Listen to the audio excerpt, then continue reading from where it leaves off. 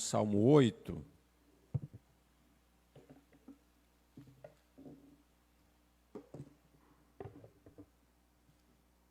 Salmo 8.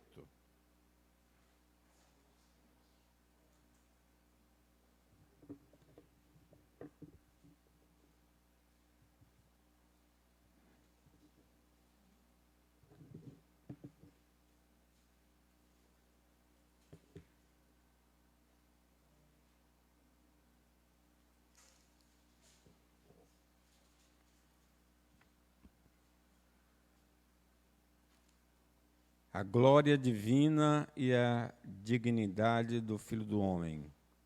Ó Senhor, Senhor nosso, quão magnífico em toda a terra é o teu nome, pois expuseste nos céus a tua majestade. Da boca de pequeninos e crianças de peito, suscitastes força por causa dos teus adversários, para fazeres emmudecer o inimigo e o vingador. Quando contemplo os céus, obra dos teus dedos, e a lua as estrelas que estabeleceste. Quem é um homem que dele te lembres? E o filho do homem que o visites? Fizeste, no entanto, por um pouco menor do que Deus, e de glória e de honra o coroaste. Deste-lhe domínio sobre as obras da tua mão, e sob os seus pés tudo lhe puseste. Ovelhas e bois, todos, e também os animais do campo, as aves do céu, os peixes do mar, e tudo que percorre as sendas dos mares. Ó Senhor, Senhor nosso, quão magnífico em toda a terra é o teu nome. Amém. Meus irmãos, a gente pode imaginar esse salmo, pelo menos o seu início, Davi em lua nova, ou então na lua cheia, sem a luz artificial que nós temos.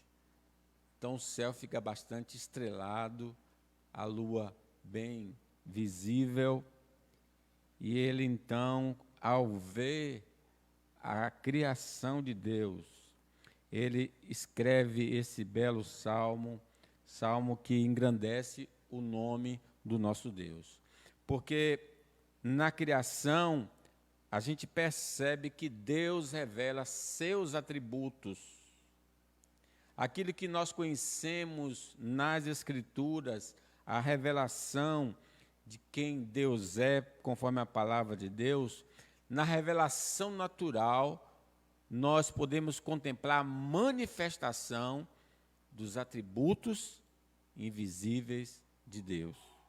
Paulo usa essa expressão dizendo: a ira de Deus se revela do céu contra toda impiedade e perversão dos homens, que detêm a verdade pela injustiça. Porquanto que de Deus se pode conhecer, é manifesto entre eles, porque Deus lhes manifestou. Porque os atributos invisíveis de Deus, assim o seu eterno poder, como também a sua própria divindade, claramente se reconhecem desde o princípio do mundo, sendo percebidos por meio de coisas que foram criadas. Tais homens são, por isso, indesculpáveis, porquanto, tendo conhecimento de Deus, não glorificaram como Deus, nem lhe deram graças, antes se tornaram nulos em seus próprios raciocínios, obscurecendo-lhes o coração insensato. Então ele não está falando da palavra, ele está falando da criação que manifesta Deus, o poder de Deus, a sabedoria de Deus, a graça de Deus, a divindade de Deus. Então esse conhecimento natural chega a todo homem na face da terra, não importa onde ele esteja habitando. Então, Deus, ó Senhor, Senhor nosso, quão magnífico em toda a terra é o teu nome, ele está expressando que Deus revela seus atributos através das coisas criadas. Mas nós crentes temos um defeito muito grave. Nós desprezamos inconsciente a revelação natural e nos apegamos exclusivamente à revelação especial. É claro que a revelação especial é superior à revelação natural, porque ninguém vai conhecer Jesus olhando as coisas criadas. Ele é culpado de não dar glória, de não agradecer, mas ele não encontra a salvação olhando as estrelas. Então, nós valorizamos a Bíblia como deve ser, mas temos desprezado a revelação natural. Eu poderia argumentar assim: qual foi a última vez que a planta do seu pé pisou na terra? Não estou falando do sapato, nem da sandália. Quando a planta do seu pé pisou na terra? Você que mora aqui na boca do rio, quantas vezes, qual foi o último dia que você molhou os pés na água do mar, ou então pisou na areia da praia? Quantas vezes nós que aqui residimos, paramos aí no aeroclube e olhamos no horizonte o mar, que dá a impressão que se encontra com o céu, e começamos a meditar nele? Qual de nós fomos em algum parque ou no zoológico, ver a criação de Deus e ver a sua maravilha, o seu poder, a sua graça?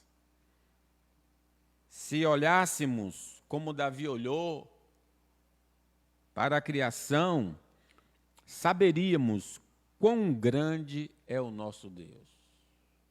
Não só no livro sagrado, mas a gente ia ver manifesto o poder do nosso Deus.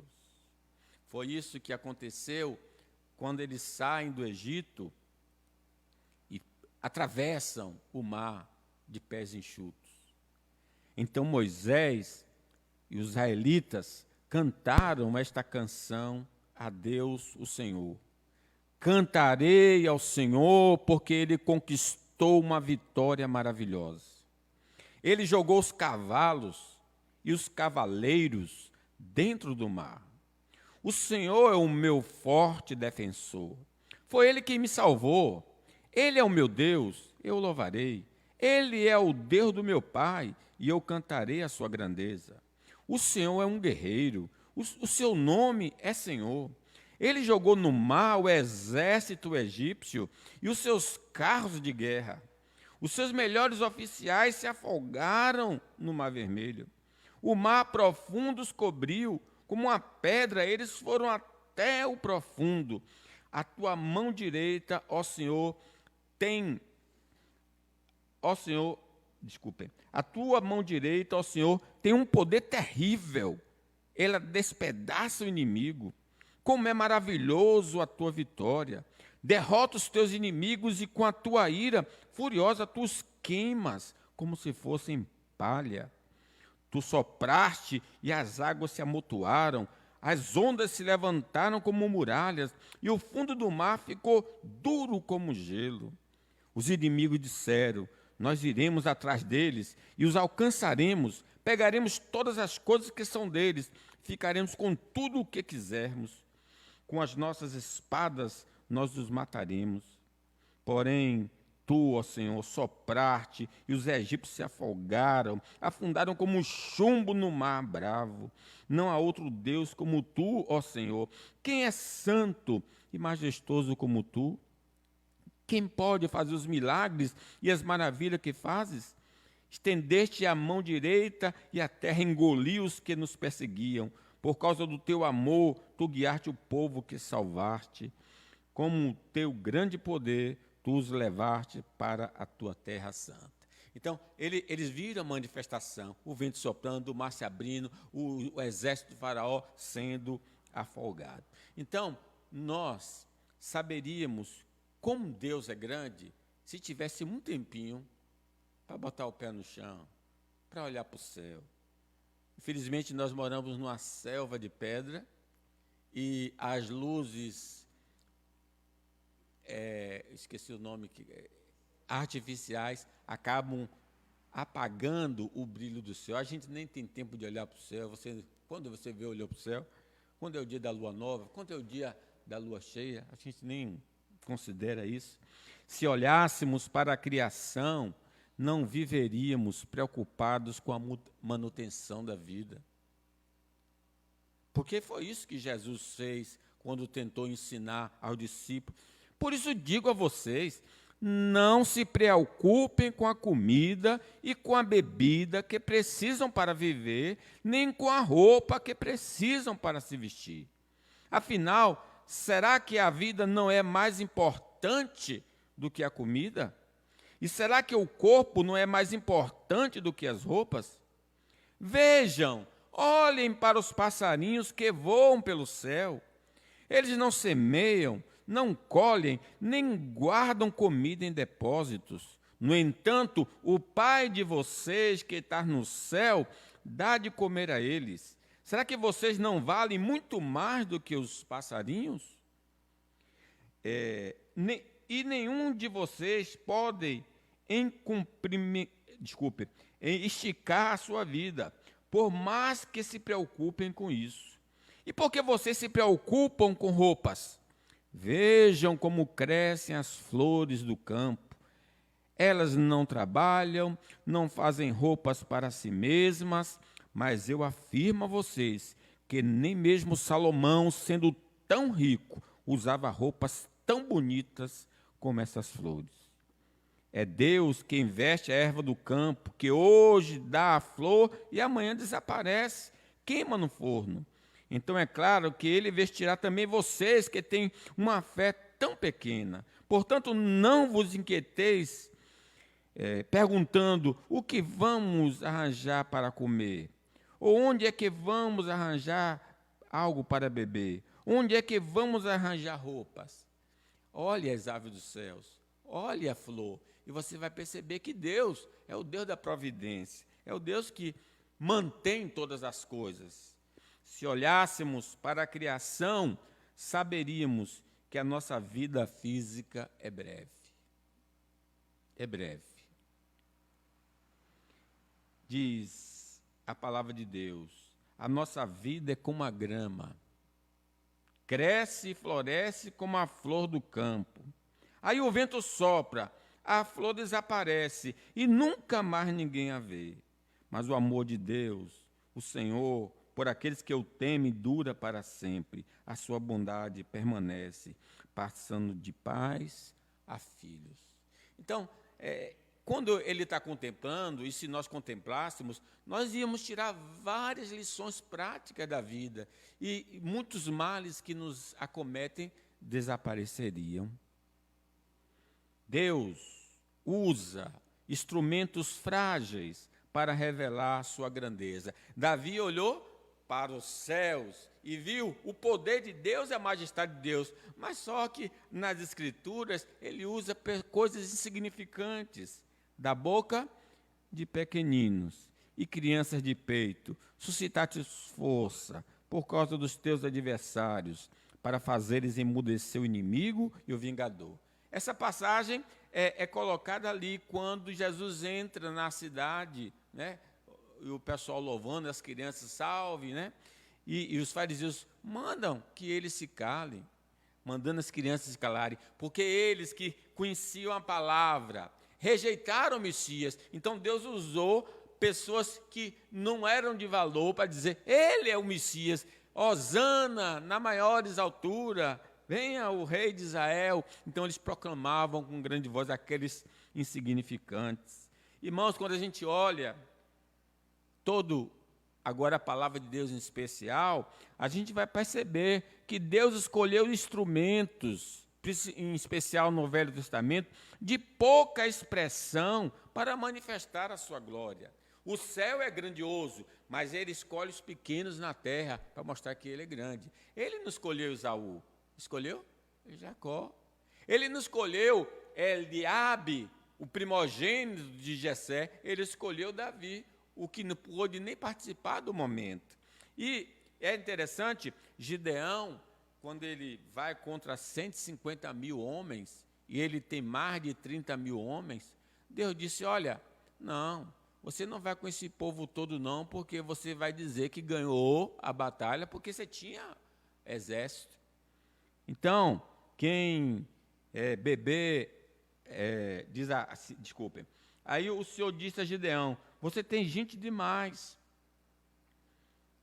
O Senhor tem mais. Por isso não posso deixar que vocês derrotem os medianitas. Se eu deixasse, vocês poderiam pensar que venceram sem a minha ajuda. Anuncie ao povo o seguinte, quem tiver com medo, que saia do monte de Gibeá e volte para casa. Gibeão anunciou, e 22 mil homens voltaram. 30, aí 22, tudo voltou. Pensa que guerra é fogo? Guerra é difícil. O cara vai morrer, sabe que vai morrer. Então, muita gente voltou. E aí, ficaram 10 mil. E o Senhor disse a Gideão, ainda é gente demais. Leve todos até as águas. E ali eu separarei os que irão com você. Se eu disser que o homem deve ir com você, ele irá. Se eu disser que o outro não deve ir, ele não irá. Aí Gideão fez com que os homens descessem até as águas. E o Senhor Deus lhe disse, todos os homens que lamberem a água com a língua, como fazem os cachorros, devem ser separados dos que se ajoelharam para beber. 300 homens juntaram água nas mãos e lamberam. Todos os outros se ajoelharam para lamber. Aí o Senhor disse a Gideão, com estes 300 homens que lamberam a água, eu libertarei você e lhe darei a vitória sobre os medianitas. Diga aos outros que voltem para casa. Você ia para uma guerra dessa, 150 mil homens e tendo só 300, porque nosso Deus usa as coisas insignificantes para glorificar o seu nome. Deus escolheu homens de pouco saber humano para difundir a graça salvadora. Quem são os apóstolos?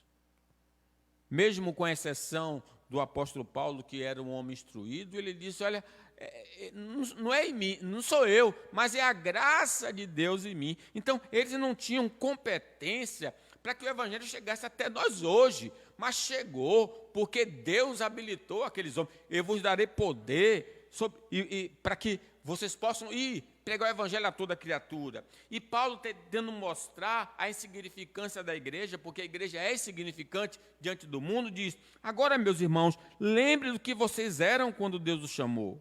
Do ponto de vista humano, poucos de vocês eram sábios ou poderosos, ou de famílias importantes, para envergonhar os sábios. Deus escolheu aquilo que o mundo acha que é loucura, e para envergonhar os poderosos, ele escolheu os que o mundo acha fraco, para destruir o que o mundo pensa que é importante. Deus escolheu aquilo que o mundo despreza, acha humilde e diz que não tem valor. Isso quer dizer que ninguém pode ficar orgulhoso, pois sabe que está sendo visto por Deus. Porém, Deus uniu vocês com Cristo Jesus e fez com que Cristo seja a nossa sabedoria. Então a igreja é insignificante, nós somos insignificantes e Deus continua nos usando para a sua glória e seu louvor. Porém, o indivíduo soberbo, altivo, não será um instrumento na mão de Deus, porque Deus resiste ao soberbo, mas dá graça ao humilde. É quando a gente se humilha na presença de Deus que Ele manifesta a sua glória e o seu poder.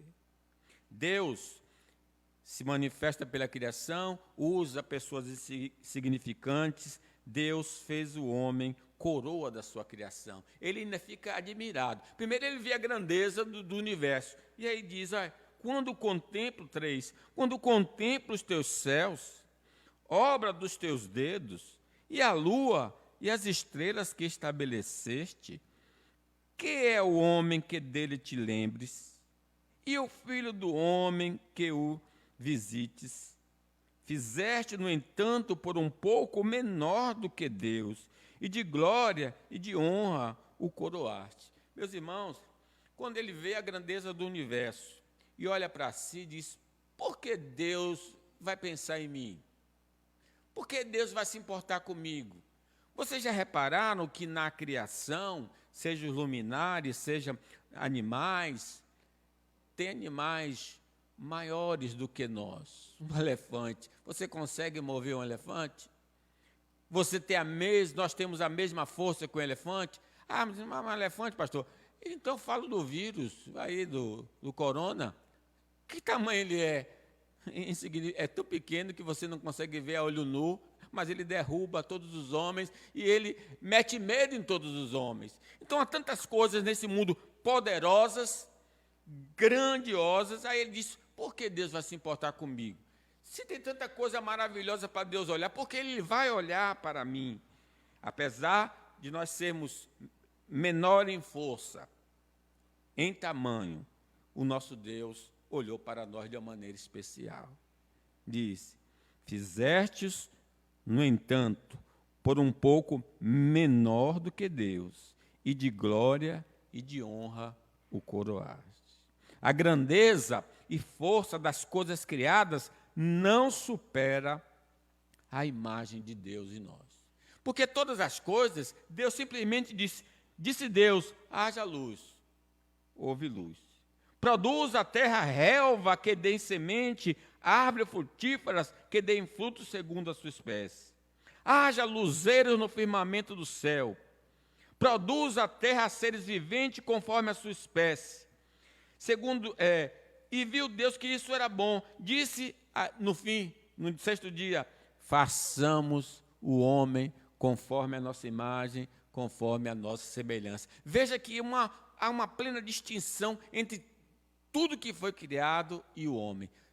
Com o homem, o Senhor não faz assim, apareça. Eles façamos o homem conforme a nossa imagem, conforme a nossa semelhança. Louvado seja Deus.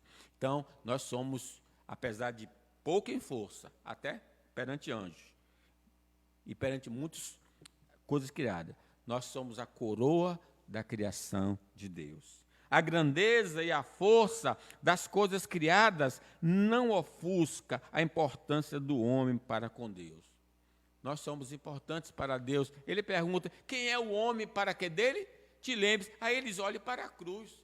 Deus amou o mundo de tal maneira que deu seu Filho unigênito para que todo que nele crê não pereça, mas tenha a vida eterna. Deus prova o seu próprio amor para conosco pelo fato de ter Cristo morrido por nós, sendo nós ainda pecadores. Deus procura nos resgatar para mostrar que nós somos importantes, né? Você tem valor, diz um cântico de Armando Filho, você tem valor, de fato, nesse sentido, para Deus.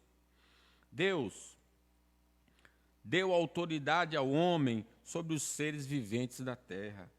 Versículo 6 a 8 diz, deste-lhe domínio sobre as obras das tua mão, e sobre seus pés tudo lhe puseste, ovelhas e bois, todos, e também os animais do campo, as aves do céu, os peixes do mar, e tudo que percorre as sendas dos mares. Louvado seja Deus. Ele colocou esse regente para dominar a terra, para dominar as coisas criadas.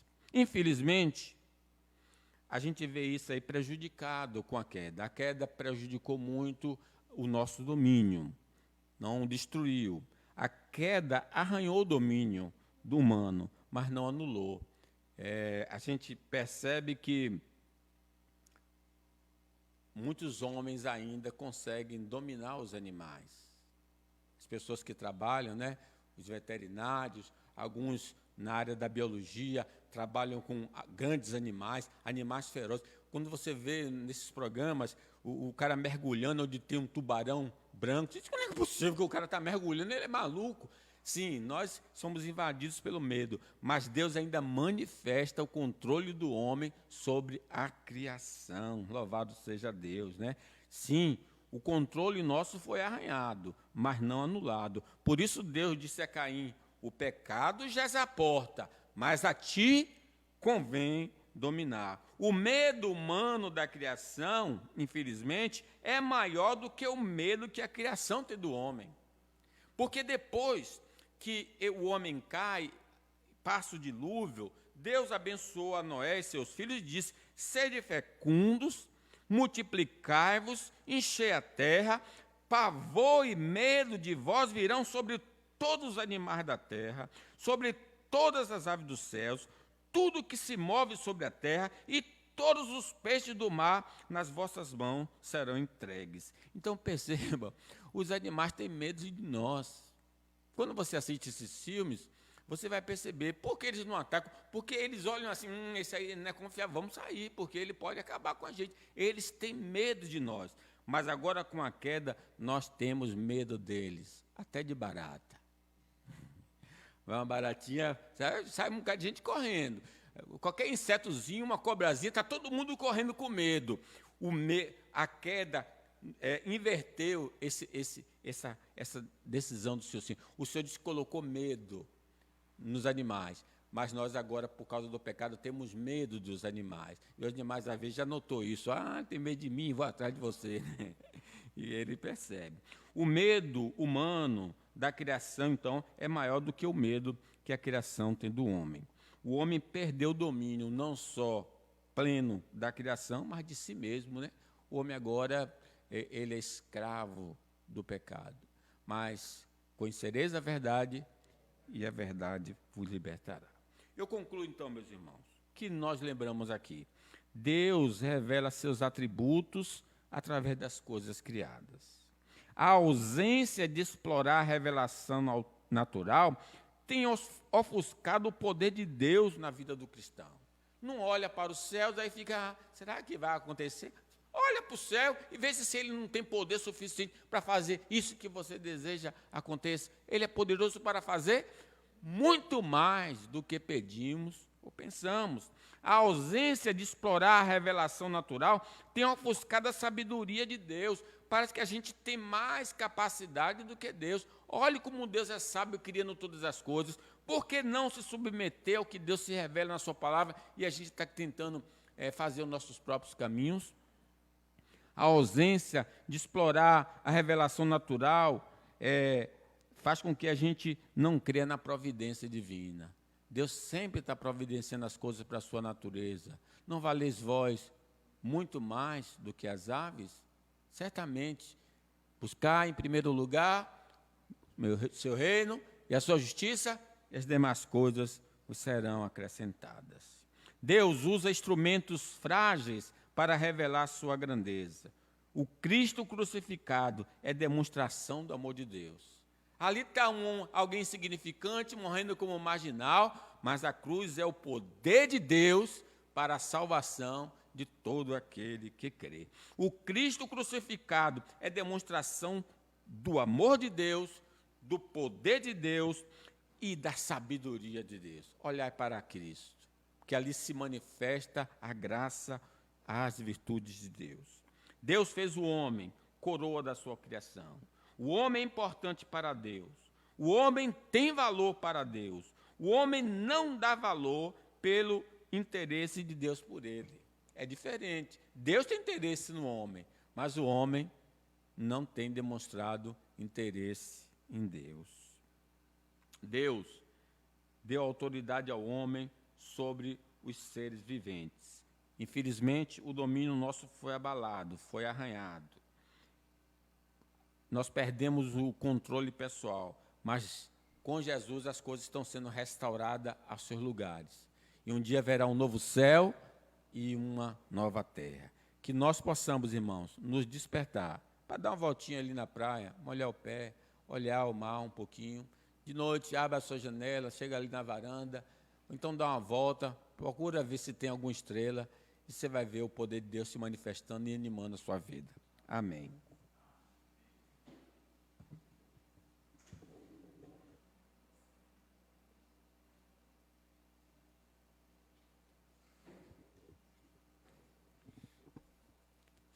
Entoemos o hino de número 262.